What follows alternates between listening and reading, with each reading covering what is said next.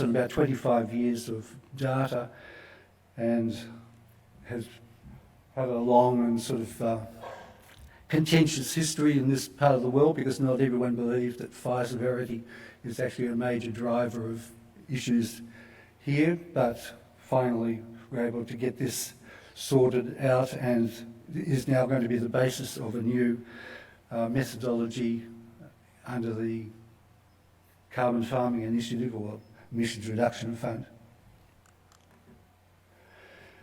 One advance that we have been making recently, and thanks to my colleagues Andrew Edwards and Patrice Weber, is to get away from this cut-off date we've been using, which has not always satisfied people. The early dry season ends on the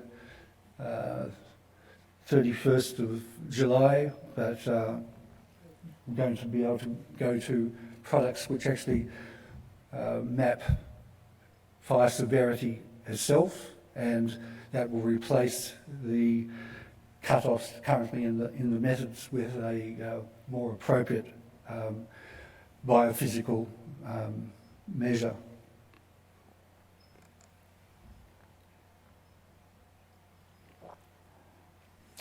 Our work has mostly been involved with the top left-hand panel there, the greenhouse gas emissions, and we're only allowed to account for methane and nitrous oxide.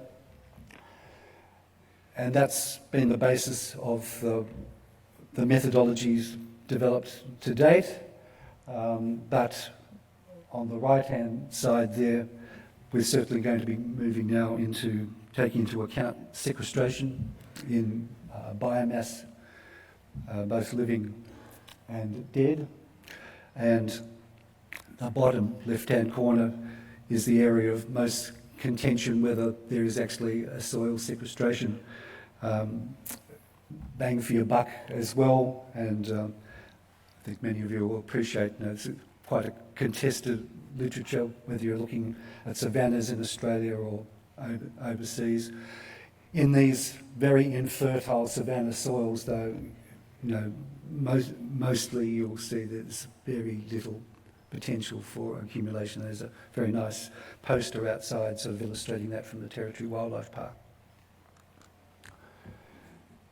And a key point to make is that even though the greenhouse gas emissions that we account for contribute relatively little to the national accounts, we don't account for the gases in their entirety, and we don't account for CO2. And if we did so, it would be a very major proportion of our national emissions budget. So savanna fire management is not a trivial matter. It actually has very significant implications, even if we're not accounting for all the gases in our formal accounts. And it's just an illustration of just some of the crazy rules that one deals with the IPCC. We don't account for ship travel, air travel. We don't account for CO2 from fires, and as people rightly point out, the big events of southern Australia do need to be accounted for in our national accounts. So in 2012, the Carbon Farming Initiative was set up, and the savanna burning method was the first emissions abatement method to hit the books. And so everything that's taken place really in a formal sort of way and across the north really stems from 2012. And it's a very, the hieroglyphics on the left are actually a very simple sum, that the emissions are actually the product of the area burnt, the fuel that's accumulated in different components, the combustion of those fuels, and emission factors for the gases. And as I said, the only two gases we're allowed to account for is methane and nitrous oxide. Along with that has been very substantial development of other infrastructure. the NAFI website, which people here will,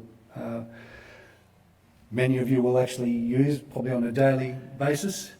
And one of the precariousness of this whole sort of system is this is not well funded. It's not consistently funded. The people who run NAFI have to spend every year trying to get the monies to keep it going. So you get a sort of sense there's a lot of good formal work behind it, but there's a lot of this is working on shoestrings and the goodwill of various committed people. And also that site has an emissions abatement calculation tool, SAVBAT, and so you can work at a project level calculating your emissions from a year, but that feeds directly into the national accounts. So this all started really, I suppose, with Kyoto, 1997, and a few years after. Colleagues from CSIRO here in Darwin and ourselves and a whole lot of fine Aboriginal land managers from the Arnhem Land region, Western Arnhem Land region, got together and started to look at how we could reduce emissions on an industrial scale. We put up some propositions to this then federal government's greenhouse gas abatement program, GGAP. And we didn't get funded, but we did get the technical tick that this would actually work. If you actually reduce the amount of late dry season emissions, doing strategic burning from earlier in the year, breaking up the country, you could reduce emissions on an industrial scale and earn credits. And thanks to the fine work of John Winowski, you can see there that this region coincides with a major biodiversity hotspot as well as being a landscape of very significant cultural significance. We're catching up down here, that's good. So the premise of the program really looks at the top panel there are just an illustration of the 7 years prior to the commencement of this Western Arnhem Land program, and the red is the late dry season fires, a boom and bust cycle. Nobody's managing the landscape. The fires feed on the fuels that are accumulated after a few years. And as you can see, the last year there, I think it's 2004, just one fire that was lit by mining company. There was no management effectively going on. And then on the bottom panel, we start to see with the projects starting then in 2005, 2006, with under a contract with a multinational carbon polluter, ConocoPhillips, who were setting up a liquefied natural gas plant in Darwin Harbour. They signed a 17-year contract with the traditional owners, and you can start to see the green fine-scale mapping, burning coming on, and that has been consistently working ever since, and Walfer has been a major success. Quite importantly, the green part there representing the early dry season, this time of year, June, July, is the season of watergang. Watergang is the season for burning. We're getting a lot of your house in order, getting a lot of the cleaning up of the country.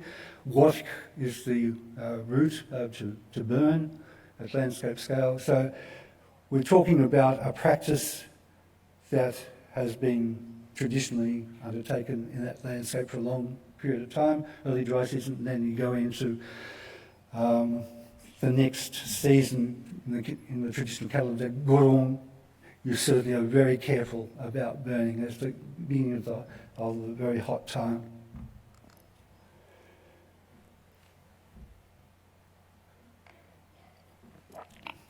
The bottom panel there just illustrates the amount of burning undertaken in the early and late dry season, the green being early, late, and then you see the change thereafter to a lot of early dry season, more patchy fire, and the top panel just is looking at the emissions. There's a baseline going up to, I think, up to 2004, and then after that, with the project actually beginning, the reduction in emissions very substantially reduced by the strategic sort of burning practice. And every tonne of emissions reduced is, as we've heard many a time through this conference, is a carbon credit, ACCU, and currently on the market is about $30 a tonne, but typically a lot of these burning projects, particularly undertaken on Aboriginal lands, earn a premium way and above that for all the other benefits that they bring from cultural benefits, biodiversity benefits, etc. And very much in line with the sort of the thinking of the Queensland Land Restoration Fund. So you have a base of carbon, but you're really interested in the other benefits that it brings. And that's where we are sort of today. It's a couple of years old, and what began with Walfra, a 28,000 square kilometre project area, is now Alpha, and it's about 90,000 square kilometres, and kicking goals every year. Fantastic work. So, leaving the Australian scene, and I was asked to comment also on work we're doing in southern Africa. Savannas are obviously globally the most fire-prone biome, and generate the most emissions of any of the biomes by a very substantial piece, and most of those emissions come from southern and northern hemisphere Africa. And the Australian government contracted an organisation which I'm a part of called the International Savannah Fire Management Initiative through the United Nations University to undertake a study where this is sort of Australian type of approach to emissions abatement might be able to work elsewhere. And the Australian government then in 2018 funded some work starting in Botswana. We don't know why they chose Botswana, but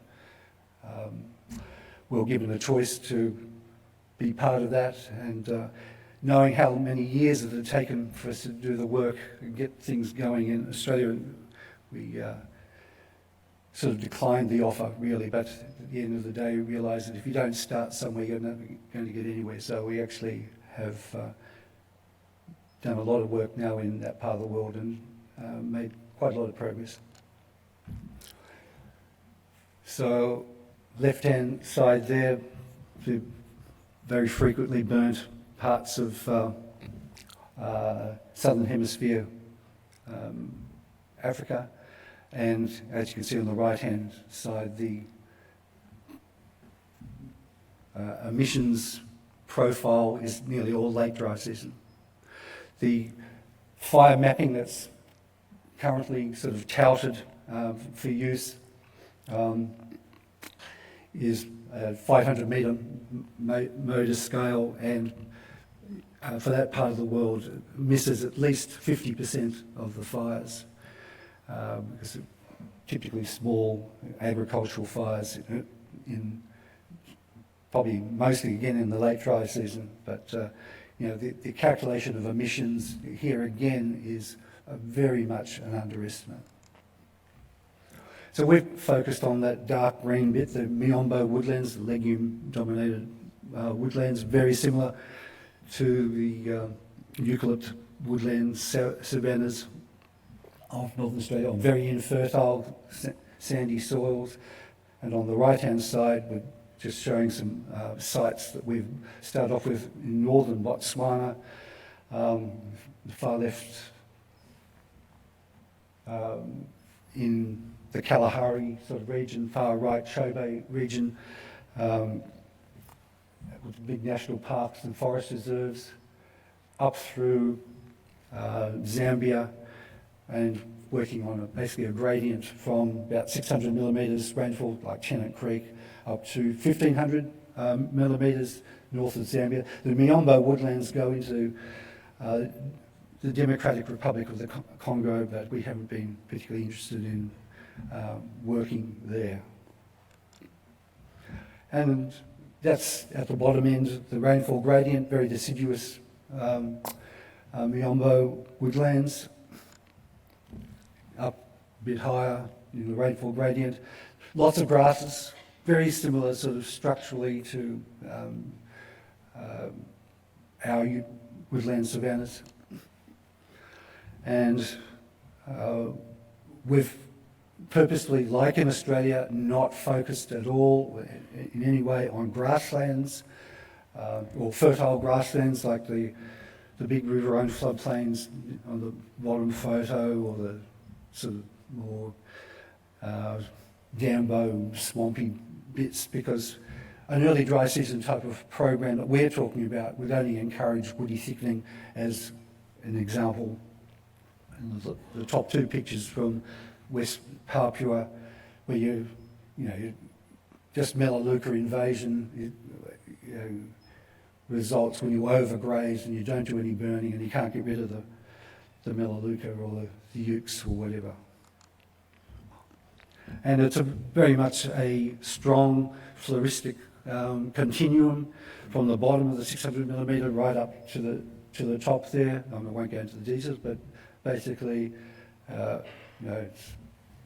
as you go through, you just pick up more and more species, basal area, etc. All increases, stem densities and the like. It's a very good gradient. And one of the aspects that we see is important here is that this gradient we've picked on from northern Botswana through Zambia is actually representative of Miombo across that spectrum, because it's at a tree sort of level is not, it's actually quite homogeneous, whether you go from Angola across to Mozambique, and it's well recognised in the literature that the greatest diversity structurally and likewise is in this central Zambian corridor.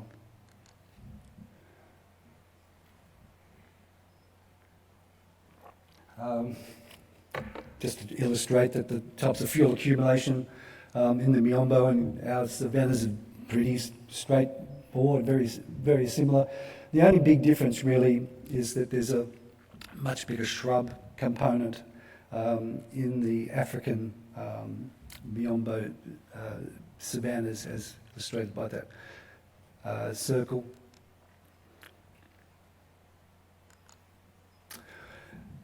And these are pretty nasty fire regimes we're talking about. This is, again, it's the bottom end of the spectrum, and one of our PhD students working in northern Botswana, Chobe region, and just illustrating that graph that he went back to look at plots that were set up in 1992, and those that have been frequently burnt, areas from the Landsat sort of fire history, have been smashed by fires. Those that are on the left-hand side, unburnt, have accumulated up to 4 times the amount of biomass in those sorts of areas. And again, once you've hit the Melbourne trees. This particular plot had a lot more trees on it when it was originally sampled, and he just left with this shrubby, coppicey re-sprout. Again, it's just something about a story about the shrubiness involved, and when you sort of look at the African context in general, there's the fine studies showing that in fact there's been quite a lot of woody thickening over the last 3 decades in the whole of sub-Saharan Africa, but particularly in the central Congolese sort of area. But even in the countries that we've been sort of looking at, it's the trees that are getting smashed. So presumably it means that there's a lot more shrubby regeneration taking place. Those are the teams that we've been working with, and the top right-hand panel, there's a couple of guys there with guns. It's sort of interesting doing field work with people armed with AK-47s and the like, but quite necessary. And the guy on the left-hand side, you see his gun, he's a first-class botanist as well, so it's very handy having him along. And the final slide is to simply say that that sort of work that we're doing in Africa has actually been replicated in many different places. In the Australian context, we've just, at the request of Indigenous groups, extended an assessment of emissions abatement programs back down into the higher semi-arid zone, down to about 350 millimetres rainfall, and that presumably will become part of a new methodology. Sequestration, I mentioned, is coming on. And the other point I'd make is that we're not talking about the same sort of savanna burning components replicated in Australia in all these other places. We take Timor-Leste, for example, very mountainous, very fragmented country. It's a totally different sort of set of circumstances. People are far more interested about retaining carbon in their soils for agricultural purposes rather than the sort of the landscape scale fire management we're talking about here in Northern Australia. But the key consistent component is we're talking about supporting people with their livelihoods, trying to find a buck to make landscape management work. Thank you.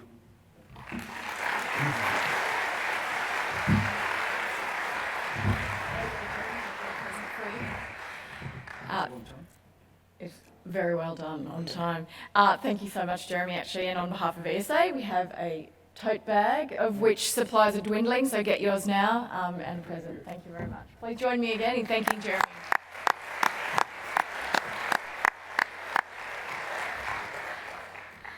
I will say, for those of you who don't know the NAFI website for fire, it's a great resource and tool to get to know Northern Australia and savanna burning. So for those of you who haven't looked, please have a look after this plenary or download when you get home, and it's great.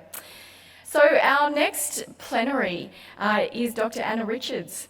She's here in Darwin as well, and she's team leader for ecosystem dynamics at CSIRO. Her work has focused on ecosystem management, and particularly how the science of vegetation and soil dynamics, along with land management practices, can be used to better monitor, evaluate, forecast and manage ecosystem condition. You can hear from her today, but also in a session later this morning, so double whammy. Thank you, Anna. But this morning for her plenary, she's going to be presenting the Australian Ecosystem Models Framework and harnessing expert knowledge to evaluate that landscape change. Please join me in welcoming Dr. Anna Richards.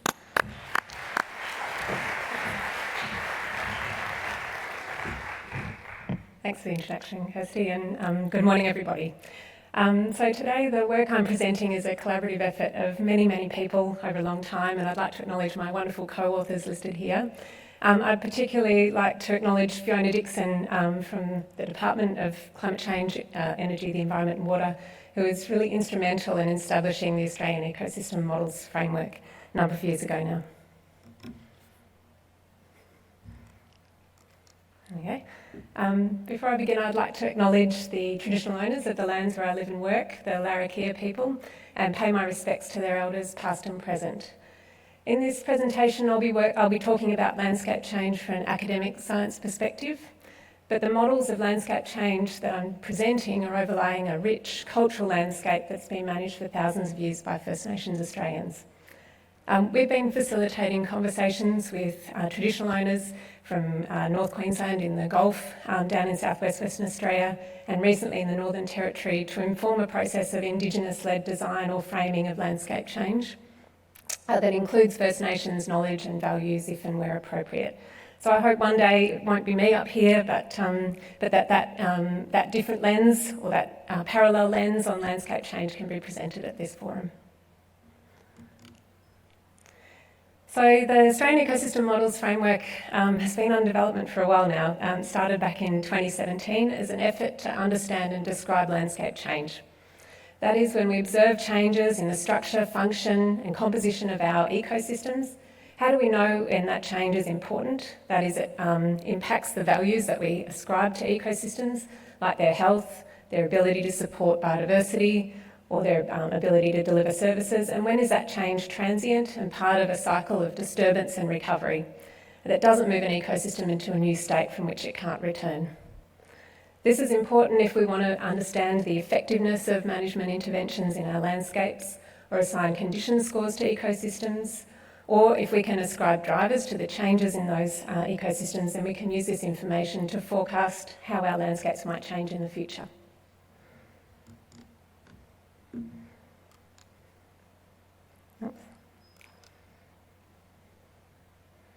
Doesn't want to change. Oh, sorry, it is.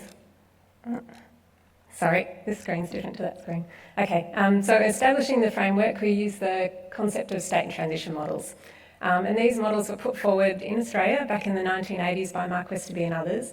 And they shifted the dominant paradigm at the time that ecosystems follow a simple linear path to a single stable climax community. And they changed that conceptualisation of succession to one that captures and expresses non-linear change. These state and transition models can be easily communicated. They explicitly include human actions. They can include different types of data and information, including expert knowledge. And they have the capacity to be modified to include dynamic or internal endogenous ecosystem and change that I'll describe next. So we took the concept of state and transition models, but then we needed a way to express changes that occur within an ecosystem state to those changes that cause a shift between states. That is, how do we know when we observe variability in our environment in those characteristics, structure, function and composition of ecosystems? When is that variability the result of transformative ecological change or part of a natural cycle of disturbance and recovery? That is, it's a transient change. So in these examples that I've put up here, the 4 pictures on the left are from a single ecosystem at different times since disturbance. And all of these ecosystems and the differences that you see there are part of an ecosystem that displays integrity. That is, it can maintain its organisation, its function and structure over time in response to environmental disturbance. However, when you get a new disturbance into this ecosystem, or you've modified the disturbance regime to which that ecosystem has adapted over hundreds, thousands of years, then you see a transition to a new state, which also has an internal variability in structure, function and composition. And it also has a changed ecological integrity. So understanding when variability signals a change in an ecosystem state is important because it tells us when there's been a shift in ecosystem condition or when there could be possible impacts on the flow of ecosystem services within that ecosystem.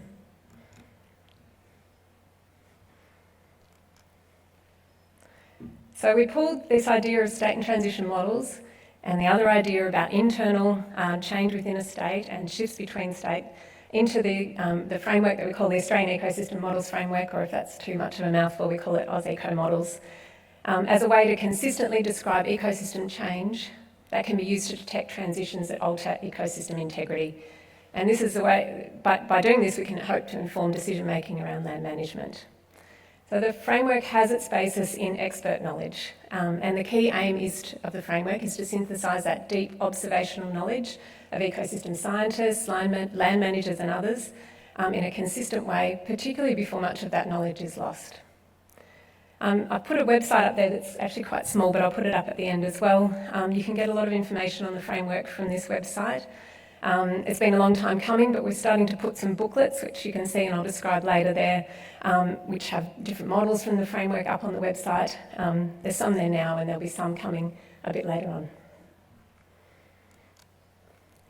So what does the framework look like? Essentially, it's a series of conceptual models of ecosystems, and they describe the dynamic characteristics of Australian ecosystems in reference state, that is with high ecological integrity, and in modified states. There's two types of models in the framework. The first ones we've called archetype models. These are broad, high-level conceptual models. They describe reference dynamics and ecosystem characteristics to which Australian ecosystems have adapted over evolutionary time. And these provide the backdrop to how ecosystems will respond to more recent and transformative disturbance processes.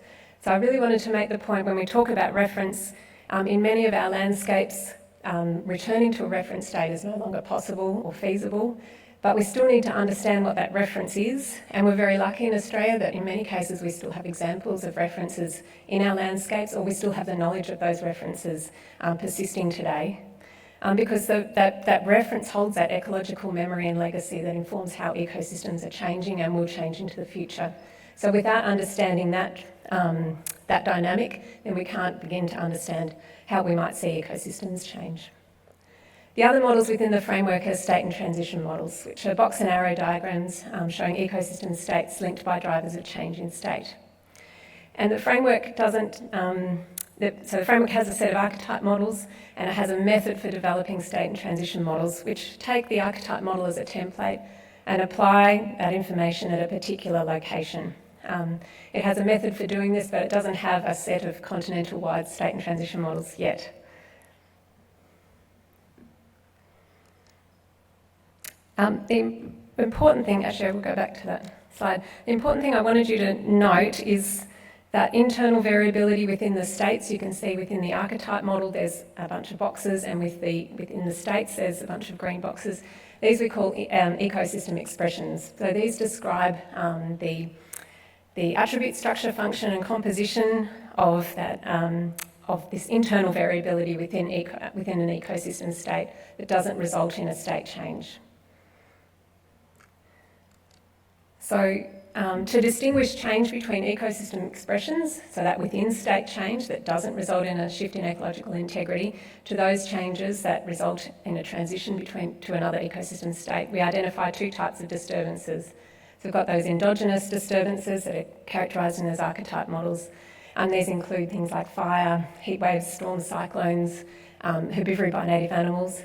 There are people involved in driving some of these transitions, and other ones have non-anthropogenic drivers. And then we have the exogenous disturbances, and these drive transitions between states.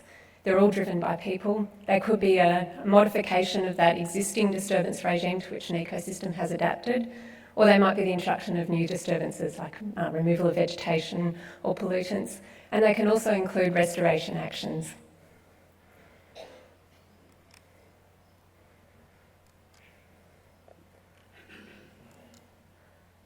Hold my tongue the right way, Mark. There we go. So how do we get into the framework, or how do you access it? This was quite important. It took a bit of time to think about how we can make it relevant. The entry point for the framework is in 14 different classes, umbrella classes.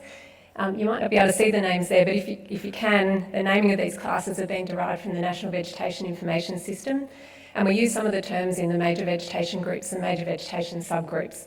And we did this to facilitate expert engagement in the framework. So we wanted to ground it in something that people understood and knew, that they had experiential knowledge of. But we don't use these classes, the MVGs and the MVSs, as a starting point for mapping. And so I'll describe that process later.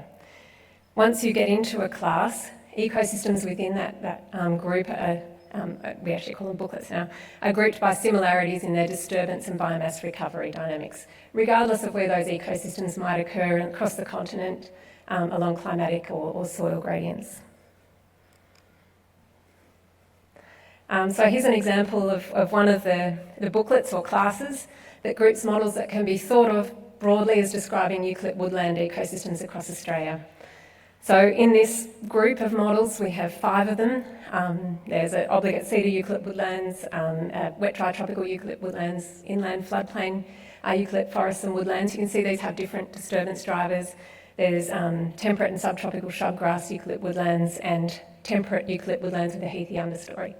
So these are 5 distinct disturbance and recovery dynamics of eucalypt woodlands across Australia. So they're very broad and conceptual. There's 5 archetype models in that eucalypt woodlands class. Across the whole framework, there are 46 of these archetype models grouped within those 14 classes. This number isn't fixed, and it's actually changed recently. As we get more expert input into the framework, and it can definitely be updated as we get more information into the future. So if you choose one of those models, they've got a description, a text description that I haven't shown here. You get a box and arrow model that I am showing, and some photographs.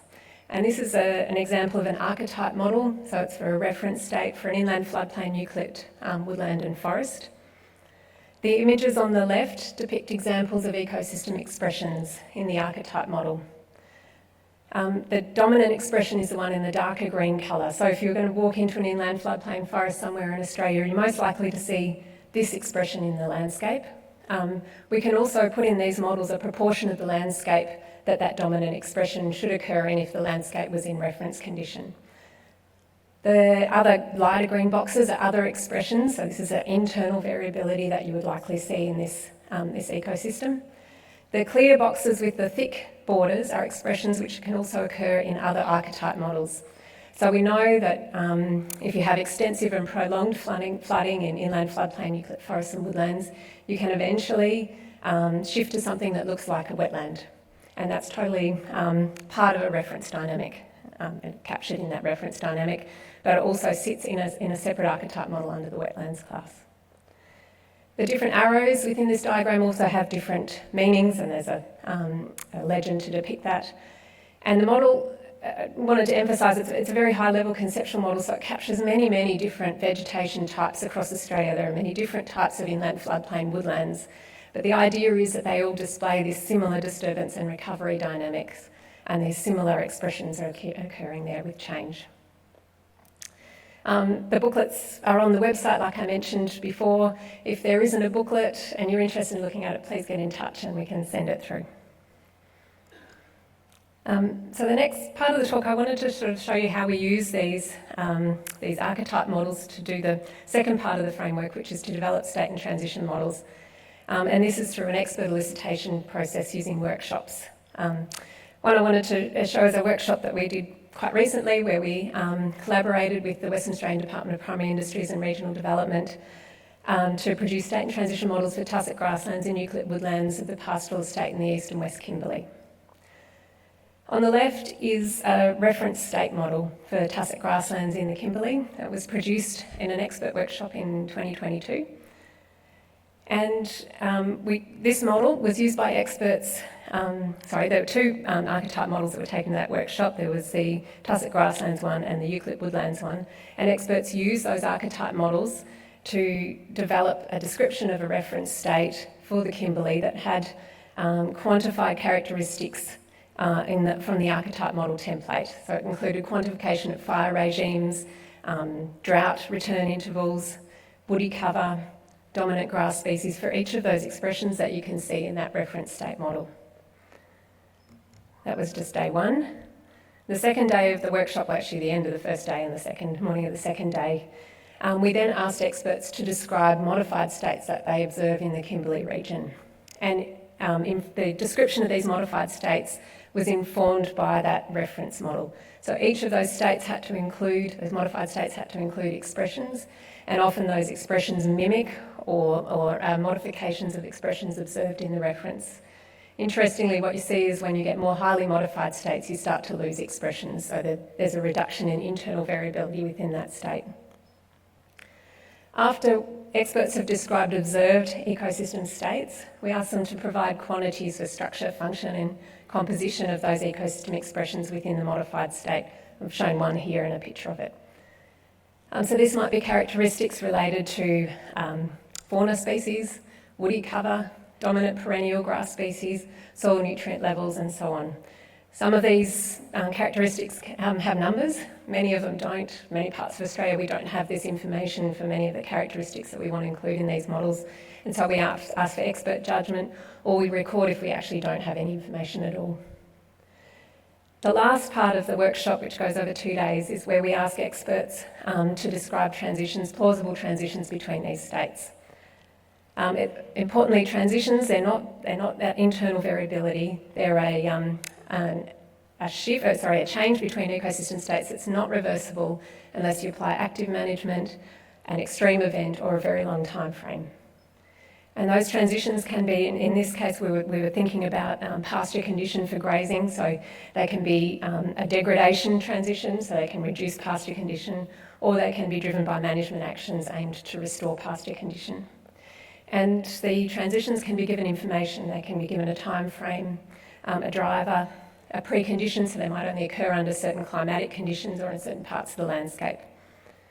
And importantly, the same ecosystem state might manifest from different transitions, so there can be different pathways to the same ecosystem state. That's quite important. Okay, here is an example of when we pulled out that information out of that 2-day workshop. It was put into a document where we had a lot of text descriptions. We captured the numbers that were provided around those expressions in spreadsheets and other areas. We also had the box and arrow diagrams, but then we could draw these larger state and transition models. I've only shown half the state and transition model here because it gets too complicated on a PowerPoint slide.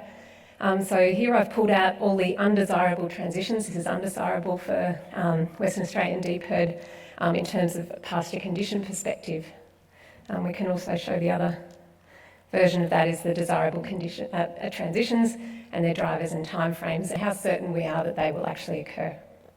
The grey boxes here are states, remembering that each one of those grey boxes has multiple expressions behind it. I'm just not showing that because that gets too busy on the slide. Each of those grey boxes can be given characteristics as well, so we can give them a pasture condition score, for example, which was of interest to Western Australian deep herd. So the Western Australian Government has taken these models and using them for monitoring and evaluating management interventions designed to improve pasture condition across the Kimberley. They're also using those characteristics that were used to describe ecosystem expressions for mapping the spatial location of ecosystem states from satellite imagery and other long-term data sets. So that gives you an understanding of the process that we use with experts to develop state and transition models.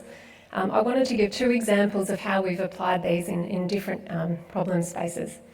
The first one I wanted to present here was for ecosystem accounting.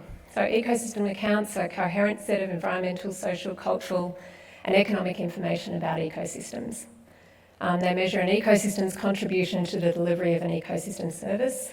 The diagram here shows the steps in ecosystem accounting under the United Nations System for Environmental Economic Accounting Ecosystem Accounting Framework, another framework. The steps include ecosystem extent, which is shown there as asset size and type, ecosystem condition, which is measured as ecological integrity or departure from reference, ecosystem services, which could be provision of livestock, carbon sequestration, provision of timber, and then the benefits that flow to people from those services, and these can be valued in terms of monetary or non-monetary terms. You can also call this natural capital accounting.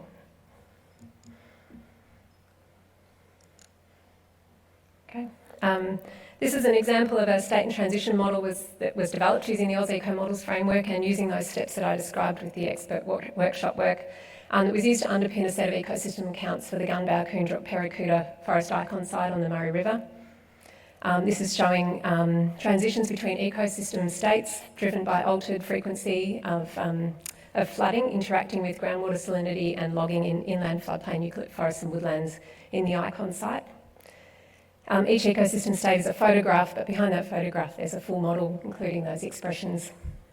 So the useful thing is that if we develop ecosystem accounts with a state and transition model underpinning them, then we can start to develop connections between those accounts. So we can describe these states in terms of their condition for habitat, for providing habitat for species. We can describe them in terms of their capacity to provide timber and firewood, the amount of carbon that might be stored in that ecosystem state, or the persistence of water birds and vascular plants. So in this case, the state and transition information complements existing data sets used to produce the accounts by providing a coherative narrative around the accounts and the reasons for change that we might observe in those accounts that show a change in the flow of ecosystem services. So this is the idea that we can use the state and transition models to bundle the accounts and improve that connection between the knowledge. Another example of state and transition models being used to support connections between accounts is a current project we're undertaking with the department on developing regional ecosystem accounting pilots for 2 regions, one in North Queensland in the Flinders, Norman and Gilbert River catchments, and one in the Western Australian wheat belt. Here we use the same process as I mentioned before, the expert workshop, and what that workshop did is enable the development of state and transition models with local experts from those regions to be put into accounts which were generated mostly from regional and continental scale remote sensing information. So it enables expert input to inform that high level information and ensure it's locally relevant. Here, the state and transition models were used, or the conceptual models were used to produce a set of rules, which are those characteristics that we ascribe to ecosystem expressions that could be used to detect those ecosystem states from space, from remote sensing imagery. And this was important for mapping the spatial extent of states, which was important for an extent account, but it's also foundational information for calibrating ecosystem condition measured using outputs from the habitat condition assessment system, which is a remote sensing based habitat condition monitoring system. So we used expert elicited condition scores to calibrate those condition scores that were derived from remote sensing to ensure they had local relevance. It also demonstrates that they're using the same information then to underpin the different types of those accounts.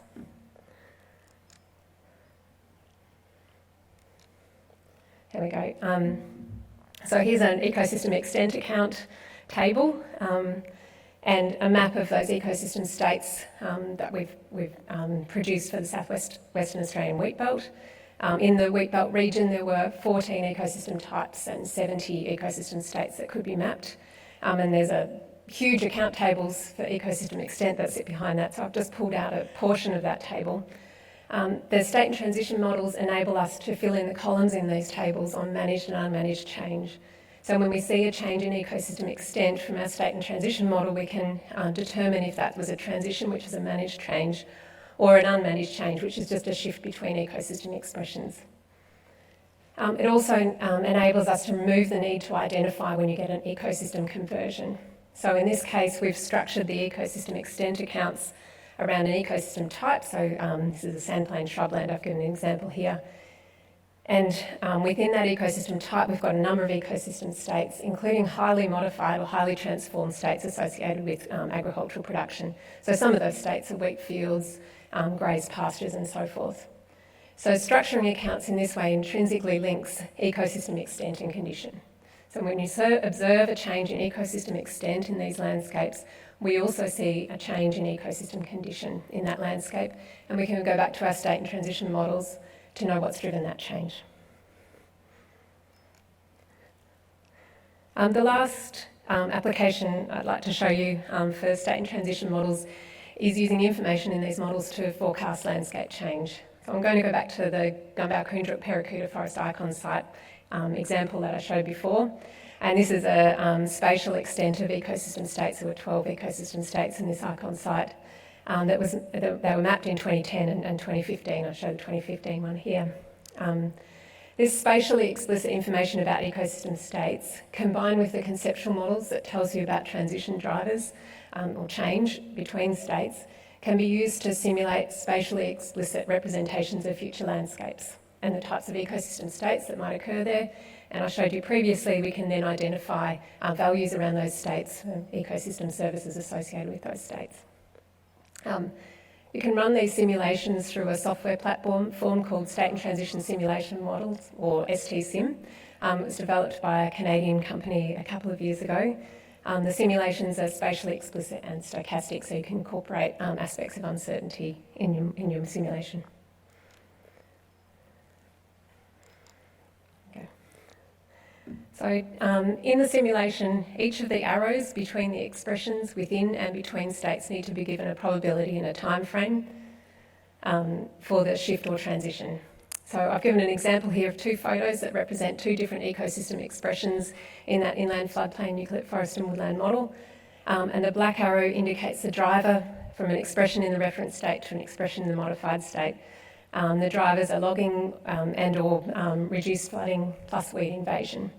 Experts tell us that transition can occur, takes about 2 to 5 years to occur. And what we can do is assign a probability to that transition. That can be assigned through expert knowledge. So I've given an example here of 0.8. So that's a probability that if logging occurs that you'll get weed invasion and transition to that new state. But you can also use other information to assign a probability to that transition. For example, you could use a model of river flow and projected future rainfall. Something's happening down here. Projected future rainfall to trigger a transition when a particular threshold is met, where you have a certain length of time between inundation events, or you might have a spatial model of weed invasion, which could be used to determine whether a particular state once logged will become invaded. So to sum up, I guess developing these state and transition models in a consistent way allows us to in a standardised way, allows us to bring expert knowledge into our existing models, measured data systems, information, in a way that can inform both a coherent set of information about the state of our ecosystems currently, so in terms of ecosystem accounts, but also informs how our landscapes might change into the future. But what's critical is when we develop those models is that we have a standardised way to describe ecosystem dynamics or ecosystem change. And that's why we developed the Oz Eco Models framework. We wanted it as a way that can be adaptable and flexible. It can incorporate new knowledge as it comes along. It can be, I lost my train of thought. It can bring new knowledge. It can be developed in a collaborative way, and it can bring together our fragmented ecological knowledge into it and synthesised in a consistent way.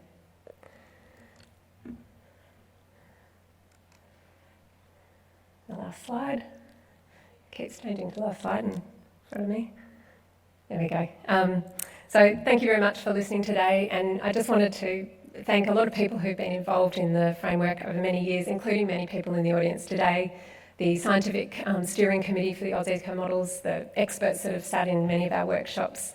If there's the website again, if you want to know more, or if you want to contribute to one of the models, we'd love to hear from you. And just a plug to Jamie, a postdoc who works with me, is talking more about state and transition models at 5 o'clock this afternoon.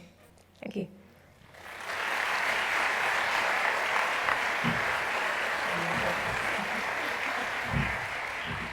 Thank you so much, Anna. And again, on behalf of ESA, I'd like to thank you, not just this, and both you and Jeremy for your work over the years. Tote bag, one less in the bank, everybody. Please join me in thanking Jeremy and Anna for this morning's plenaries.